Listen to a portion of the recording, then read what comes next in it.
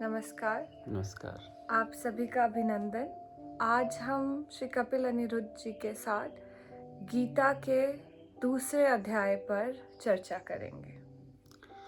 हाँ, स्वागत सुरभि जी आपका। आरंभ करते हैं। जब प्रभु श्री कृष्ण बोलते हैं गीता के दूसरे अध्याय में अर्जुन से कि कर्म को निष्काम भाव से करें, और ये बात कुछ कर्मों के लिए समझना आसान है, जैसे कुछ फुलफिलिंग टास्क्स होते हैं, हम पोएट्री लिखना हमारा काम है या आर्टिजन्स की हेल्प करना काम है किसी भी हमारे माध्यम से। पर जो कुछ कर्म होते हैं जो शायद जिन्हें हम ज़्यादा फुलफिलिंग नहीं होते, जैसे सपोज करो आजकल कई लोग कई ऐसी फर्म्स में काम कर रहे होंगे जिनका सोशल गुड या स्पिरिचुअल गुड से ज़्यादा रिलेशन नहीं है, लेकिन वो सिर्फ मनी ओरिएंटेड है। तो हम इन चीज़ों में, ऐसे वाले कामों में, हम इसको निष्काम भाव से या उसके फ्रूट के बारे में ना समझ के कैसे समझ सकते हैं? या ये तो दो चीज़ें डिस्टिंक्ट है कि वो वाला काम और जिस कर्म की प्रभु श्री कृष्ण बात कर रहे हैं जो एक सोसाइटी के ग्रेटर गुड के लिए, कॉज के लिए फाइट है। हाँ, बड़ी सुंदर बात आपने की है और बड़ा गहरी बात आपने की है। भगवान श्री कृष्ण बार बार कहते हैं कि आमतौर पे जितने भी कर्म हैं जो हम करने के लिए विवश जैसे हैं, जिनकी बात आपने की, वो सारे बंधन में डालने वाले हैं। केवल और केवल सेवा कर्म ऐसा है जो हमें बंधन मुक्त करता है। अब विकट स्थिति आ गई कि अब हम ऐसा क्या करें कि जो हमारा कर्म है वो हमें मुक्ति की ओर ले जाए। इसी संदर्भ में भगवान श्री कृष्ण कहते हैं, 3 टर्म समझाई हैं उन्होंने बड़ी सुंदर। एक है कर्म, विकर्म और अकर्म। इनको थोड़ा सा समझते हैं। कर्म होते हैं जो भी हम काम कर रहे हैं, चाहे विविधता से चाहे सेवा भाव से, जो भी कर रहे हैं। लेकिन विकर्म होता है वो विशेष चिंतन जो कर्म का आधार है। जैसे मैं घर में खाना बना रही हूं, वो कर्म केवल एक कर्म है, एक, जब तक कि उसके मनोभाव में रहे, विकर्म नहीं जुड़ जाता। विकर्म क्या हुआ कि मैं सबकी प्रसन्नता के लिए, सबके आनंद के लिए, सबके सुख के लिए, उनके भीतर के ईश्वरीय तत्व के पोषण के लिए मैं ये भोजन बना रही हूँ, प्रसाद बना रही हूँ। अब ये विकर्म जुड़ा उसी साधारण कर्म के साथ। अब ये कर्म क्या बन गया? विशिष्ट कर्म बन गया। अब क्या हुआ? अकर्म जैसा हो गया, कर्म करते हुए भी जैसे नहीं कर रहे हैं। ये भाव कर्म से अकर्म तक की यात्रा में एक चीज जो जोड़ी जाती है उसे बोलते हैं विकर्म। अब ये हर एक को व्यक्तिगत तौर पे करना ही पड़ेगा।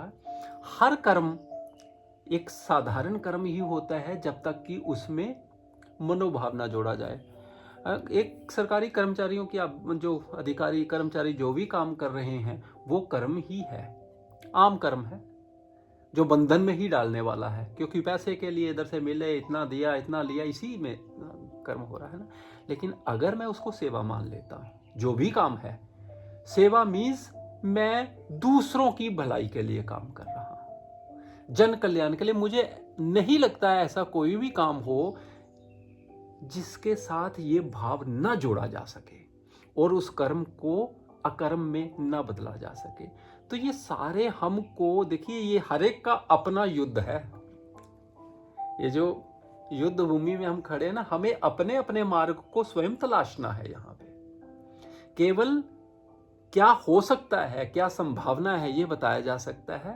बाकी मुझे अपने लिए, अपने वो जो काम जो भी मैं कर रहा हूं, उसको विशिष्ट कैसे बना लेना है, ये मेरा अपना, कह लो, चिंतन मनन सत्संग के द्वारा संभव हो सकता है। तो इस पे एक फॉलो अप है कि ऐसी पॉसिबिलिटी नहीं है कि हम जो वो कोई एक कर्म ऐसा कर रहे हैं जो हमें अकर्म की तरफ ले जाने वाला ना हो, लेकिन अगर वो करना भी हो, हम उसमें से उसको चाहे नेसेसिटी मान लें, लेकिन हम उसमें से निकल जाएं और उसको एक अकर्म के उसमें ले जाएं अपने लिए। जैसे जब कबीर जी भी बात कर रहे हैं कि वो कपड़ा काटते हुए कि उनके लिए वो और राम के भजन में कोई डिफरेंस रह ही नहीं गया है। वो चलो कपड़ा काटने वाला एक जो वो है उसके साथ ताल है वो आपको भगवान के साथ जोड़ रही है, पर उस तरीके से भी कोई और कर्म भी हो सकता है जिसके साथ आपको इमीडिएट कोई फुलफिलमेंट उससे ना समझे, लेकिन वो भी एक मीन्स बन जाए अपने से हाँ जी निकलने। जी जी, बिल्कुल ठीक कह रहे हो कि अगर आम ऑफिस में जो फाइल वर्क्स होता है, इस तरह का कार्य होता है, वो इमीडिएटली तो फुलफिलिंग उस ढंग से नहीं होता है। लेकिन अगर पीछे ये हो कि मैं इस कार्य के द्वारा इनको एक मदद कर रहा हूँ, इन इन लोगों की हेल्प के लिए ये कार्य कर रहा हूँ, चाहे उस समय कार्य करते हुए मैं पूरी तरह से मैकेनिकल काम कर रहा हूँ, लेकिन पीछे वो जो भाव होगा वो मेरा उत्थान करेगा ही करेगा।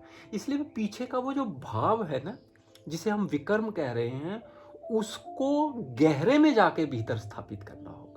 अच्छा, पर अगर हम चलिए इसका एक्सट्रीम एग्जांपल ले लें कि यहाँ पर पांडवों और कौरवों के बीच में लड़ाई हो रही है।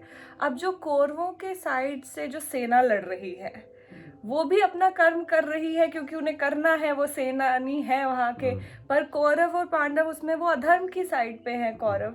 तो उस टाइम पर जो कौरवों की सेना में एक सेनानी है उसका कर्म इस चीज से कैसे रिलेट हो सकता है? देखिए, इसीलिए ये कहा जाता है कि चुनाव हमारे पास है ना।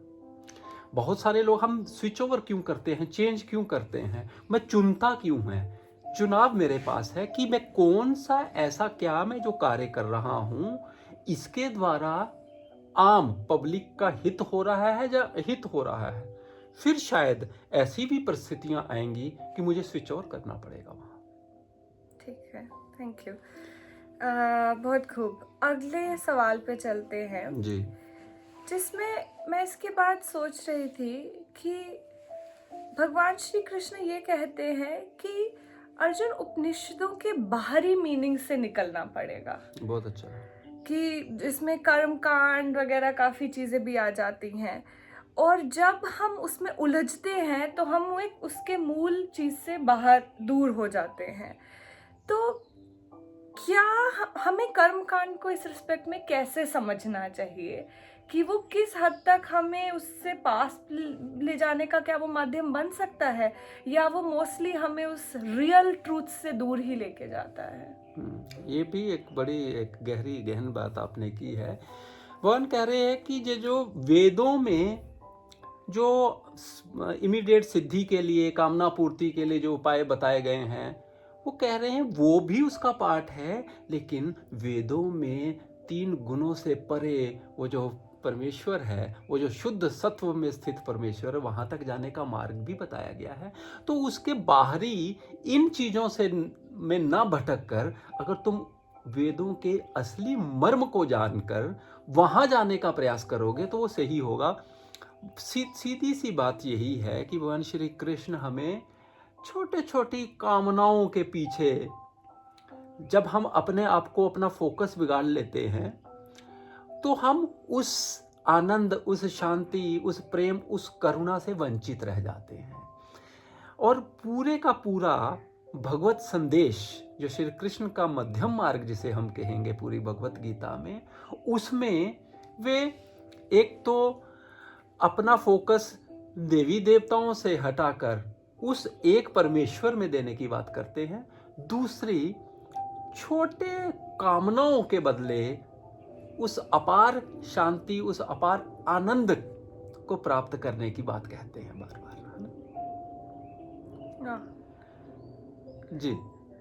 तो इसी से एक दूसरा क्वेश्चन निकलता है जो इंद्रियों के बारे में है कि वह अगर उस अध्याय की बात सुनकर हमें ये लगता है कि कई इंद्रियाएं, स्पेशली जब वो कई तमो रज सत्व गुण से भी जुड़ी होती हैं, तो वो हमें उस आत्म तत्व से दूर भी करती हैं जब हम उन इंद्रियों से गवर्न होना शुरू हो जाते हैं और उन गुणों से गवर्न होना शुरू हो जाते हैं। लेकिन कई और जगह वो इंद्रियां हमें उस तक पहुंचने का भी रास्ता बना सकती हैं।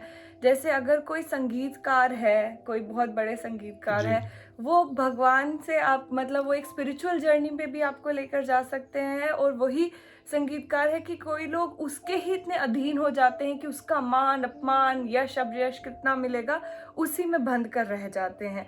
तो इंद्रियों के इन दो डिफरेंट रूल्स के कि जहाँ वो हम पर हावी हो और जो दूसरा हम उनको यूज करके एक स्पिरिचुअल जर्नी कर सकें, इसे कैसे नेविगेट किया जा हाँ, सकता है? बहुत अच्छी बात कही आपने। बेसिकली भगवान इंद्रियातीत हैं, विचारातीत हैं, भावातीत हैं, शरीर और मन से परे एक परम चेतना है। पहले हम ये समझें। अब आम तौर पे हम ये भी समझ लें कि ज्ञानेंद्रियां जो हैं हमारी, खास तौर से देखना, सुनना, सूंघना, बोलना, स्पर्श करना, टच करना, ये 5 ज्ञानेंद्रियां कहलाती हैं ना। ये इनके पीछे का यदि मन तमोगुनी है तो ये तमोगुनी होंगी। कैसे? तमोगुनी का अर्थ होता है आलस्य, प्रमाद, सोया सोया रहेगा व्यक्ति ना। अधिकतर इनका प्रयोग केवल आराम करने में व्यतीत कर देगा, बहुत अधिक खाने में व्यतीत कर दे। अगर वो थोड़ी प्रवृत्ति उसकी बदलती है, रजोगुण की तरफ जाती है, तो बड़ा कार्य करेंगी, देखेंगी, लेकिन क्या देखेंगी? जो बड़ा ज़्यादा आक्रामक हो, उसमें कर्मठता होगी, लेकिन ईर्ष्या द्वेष का भी आवेग होगा। तो ज्ञानेंद्रियां हमारी उसी तरफ जाएंगी जिस तरफ मन की स्थिति होगी। अगर रिफॉर्म करता करता व्यक्ति सतोगुनी होता है, विश्लेषण करने लगता है, तर्क करने लगता है, आनंद की ओर जाने लगता है, सबका शुभ चाहने लगता है, क्रूरता से करुणा की ओर स्थित होता है, तो वो ज्ञानेंद्रियां वैसे ही चित्र प्रस्तुत करें, आंखें वैसे ही देखेंगी, कान वैसा ही कुछ सुनेंगे, बात हम वैसी ही कुछ करेंगे, वैसे ही टच और वैसे ही गंध होंगी हमारे आगे पीछे, है ना। उन 5 का वैसा उपयोग होगा। तो पहले तो हमारी जर्नी तमो से रजो की तरफ, रजो से सत्व, अब सत्व भी छोड़ना है और उस परम शुद्ध चेतना में स्थित होना है। तो अगर हमारी ज्ञानेंद्रियां छोड़ने में, किसी चीज को तमो से रजो से सत्व, किसी चीज को छोड़ने में अभ्यस्त हो जाएंगी, तो एक दिन सत्व को भी छोड़ के उस परम सत्व में स्थित हो जाएंगी। हमारी प्रॉब्लम ये है कि हम छोड़ नहीं पाते हैं। महात्मा गांधी से किसी ने एक बार पूछा था, अगर एक शब्द में आपने ये बताना हो कि भगवत गीता हमें क्या सिखाती है, तो आप क्या कहेंगे? तो उन्होंने एक शब्द बताया था, भगवत गीता हमें अनासक्ति छुड़ाती है, बताती है। अनासक्ति मीन्स अनअटैचमेंट, नॉन अटैचमेंट, है ना। जब हम अटैच्ड नहीं होते, मैं यहाँ हूँ, पूरे का पूरा हूँ, दूसरी जगह चला गया, अब पूरे का पूरा वहां हूँ, है ना। तब अब मैंने अगर यहाँ बैठा, मैं अपने घर के किसी सुख के बारे में सोच रहा हूं, तो मैं यहाँ अधूरा हूँगा। ये प्रवृत्ति, ये अभ्यास के द्वारा हम अपनी ही ज्ञानेंद्रियों को ट्रेन करके उनको छोड़ने का प्रशिक्षण दे सकते हैं। फिर एक दिन हम इन तीनों के परे उस शुद्ध चेतना में भी रम सकते हैं, जा सकते हैं, प्रवेश कर सकते हैं। वाह! तो अगर जो आप बात कह रहे हैं उसका एक अगर सार प्रैक्टिकल हमें निकालना हो, तो ये सही होगा कि जितना आवश्यक उन इंद्रियों को यूटिलाइज करना है, उतना ही आवश्यक उससे निकलना है, उससे अनअटैच्ड होकर एक डिटैच्ड मीडिएशन का वो बनना है। क्योंकि इसमें एक ये भी फियर है कि अगर हम उससे डिटैच रहें तो हम उसको इतना यूटिलाइज ना कर पाए। मतलब ये एक दोनों साइड से वो हो सकता है। हाँ, जब देखिए, जब हम यह समझेंगे कि मैं न शरीर हूँ, मैं न मन हूँ, मैं एक चेतना हूँ जो इस शरीर में कुछ अवधि के लिए आई हुई है, और ज्ञानेंद्रियां मुझे उपयोग के लिए मिली हुई हैं, तो जब मैं उनका उपयोग करता हूँ तो उपयोग करता हूँ, जब मैं उनको छोड़ना चाहता हूँ तो छोड़ लूंगा। यही अभ्यास है सारे का सारा। अध्यात्म में यही अभ्यास है, ध्यान में यही सारे का सारा अभ्यास है। वरना हम आंखें बंद करके बैठ जाते हैं, आंखों के भीतर चित्र घूमते रहते हैं, कान हमने बंद कर लिए, कानों के भीतर आवाजें सुनाई देती रहती हैं। ध्यान क्या है? ध्यान है मन का निर्विषय हो जाना, मन का विचारों, भावों, कल्पनाओं से परे उस मौन में, उस शुद्ध चेतन में स्थित हो जाना। जैसे कितनी बात है कि हम जब कई बार बड़े साइंटिस्ट को, बड़े लोगों को सेलिब्रेट भी करते हैं, तो हम कई बार उस, और ये चीज़ हम किसी ना किसी तरह अपने अंदर, क्योंकि हमें बचपन से सिखाया गया होता है, इस सेलिब्रेशन को भी ले आते हैं कि जब वो कोई काम कर रहे थे, वो उस काम में इतना हो गए कि वो उससे निकल ही नहीं पाए। एक साइड वो लीन होना होता है, लेकिन उतना ही ज़रूरत उससे कट करना भी, जैसा आप बोल रहे होता है। जैसे मैं अपना भी सोच रहा हूँ, कभी रिसर्च कर रहे होते हैं, कभी शाम के 7-8 बज गए, किसी चीज़ पे बड़ा मज़ा आ रहा है उससे, लेकिन फिर वो कट ही नहीं हो पाता, वो आपके दिमाग में चलता रहता है कि अच्छा नहीं, इसको ऐसे भी कर सकते हैं। एक तरीके से वो पॉजिटिव चीज़ है क्योंकि आप उसमें बढ़ ज़्यादा, लेकिन उससे निकलना, क्योंकि हम वही हो जाते हैं, वो वाली चीज़, हाँ, इसीलिए मैं उस पे देखिए क्वेश्चन कर। बिल्कुल बिल्कुल बहुत अच्छी बात है। मेरे एक परिचित हैं, वो बताया करते, एक बार बड़ी सीरियस सी प्रॉब्लम लेके आए कि मैं एग्ज़ाम देने के लिए जब मैं तैयारी करता हूँ, तो एक पर्टिकुलर पेज खुल जाता है जो मैं याद कर रहा होता हूँ, वो पेज ही बंद नहीं होता है। और ये कितनी बड़ी प्रॉब्लम बन जाती है जब हम किसी चीज़ को छोड़ना चाह रहे हैं, वो छूट नहीं रही है, क्योंकि वास्तव में हमने छोड़ना सीखा नहीं है, हमने पकड़ना सीखा है। ले दो, दे दो, मुझे मुझे ये भी मिल जाए। हमने देना नहीं सीखा है, इसलिए हमने छोड़ना भी नहीं सीखा है। तो छोड़ने का अभ्यास करना पड़ेगा इसके लिए। क्या ये सही होगा कि किसी चीज़ में लीन होना, कोई भगवान का भजन सुनते हुए या कोई भी क्लासिकल म्यूजिक सुनते हुए लीन होना, जो चीज़ आप डिस्क्राइब कर रहे हो उससे डिफरेंट है, क्योंकि उसमें हम जो कि पेज खुलना और उससे ना निकल पाना, वो एक तरीके से, मतलब जैसे मैं रिसर्च की भी बात कर रही थी, वो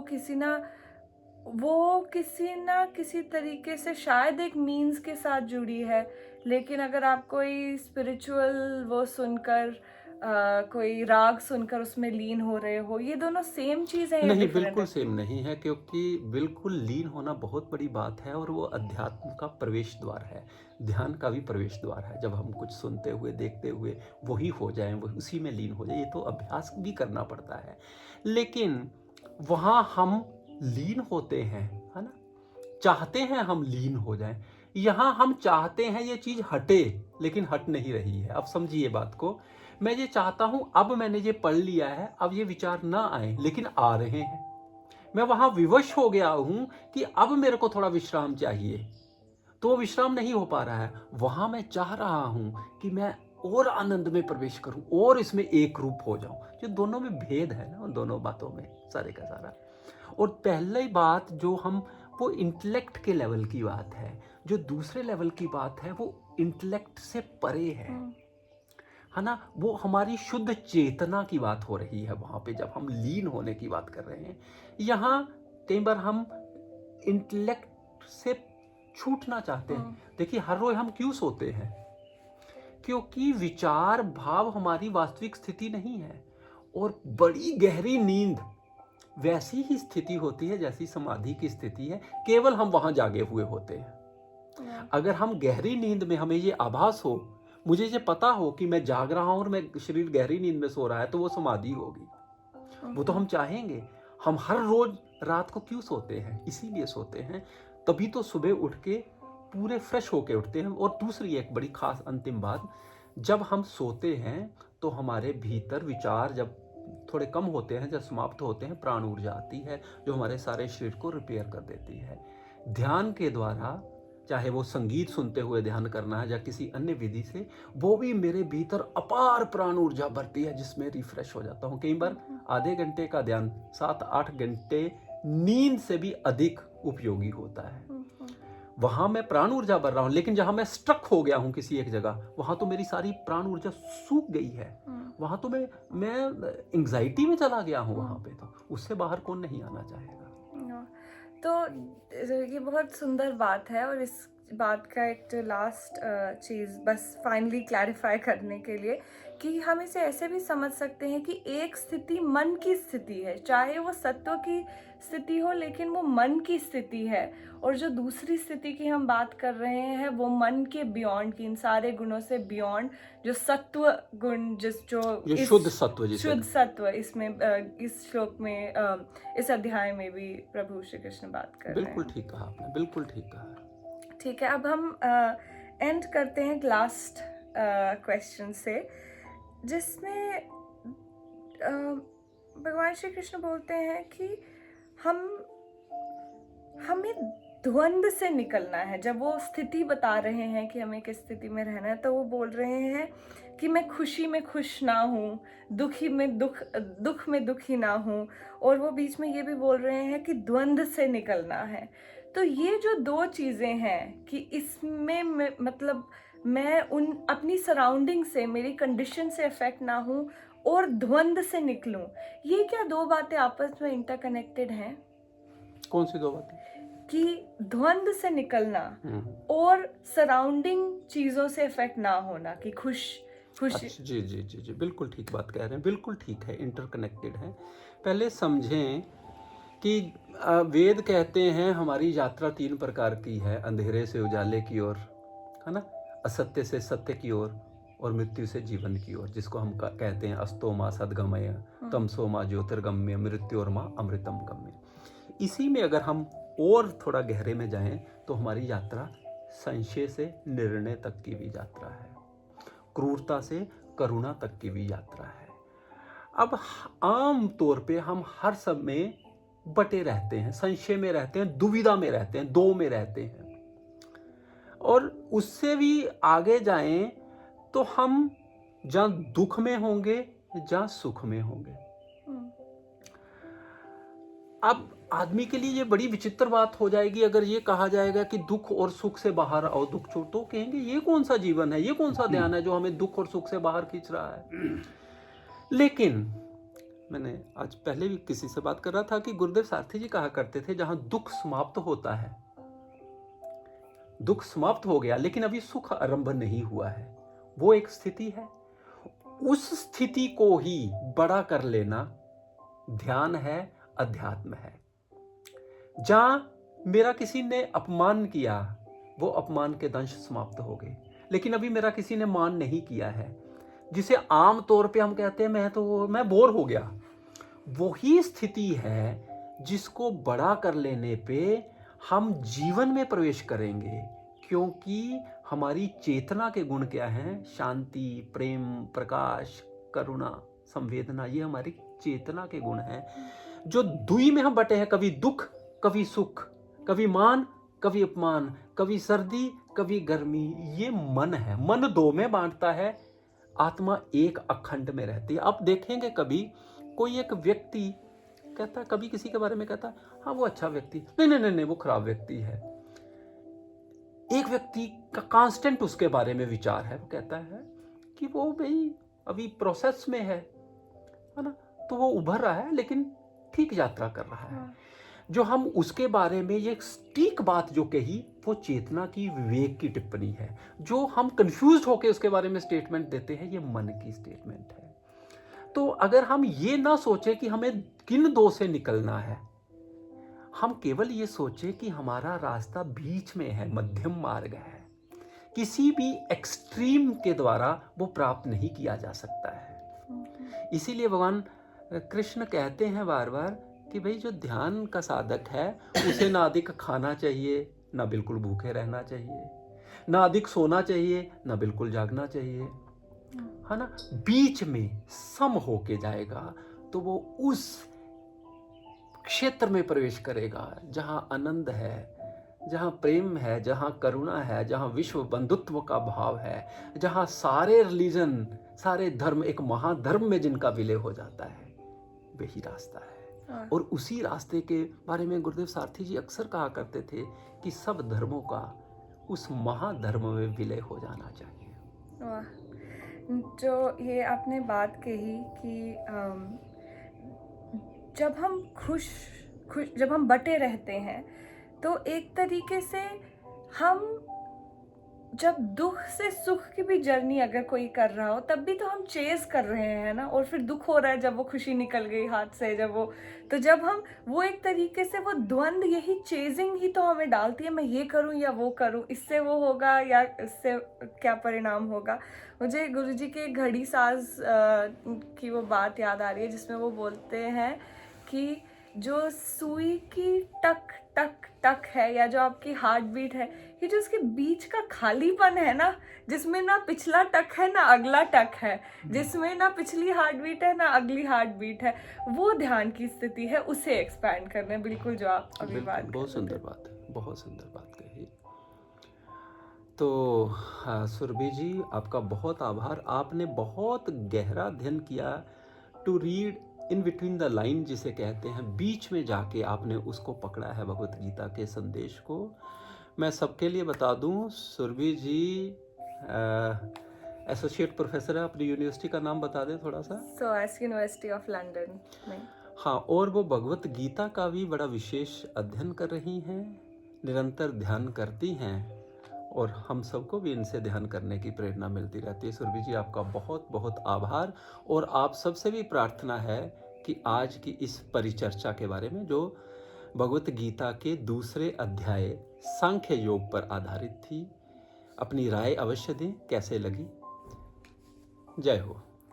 धन्यवाद, और इतनी आनंददायक चर्चा के लिए आपका बहुत बहुत आभार। जय हो। जय सिया राम।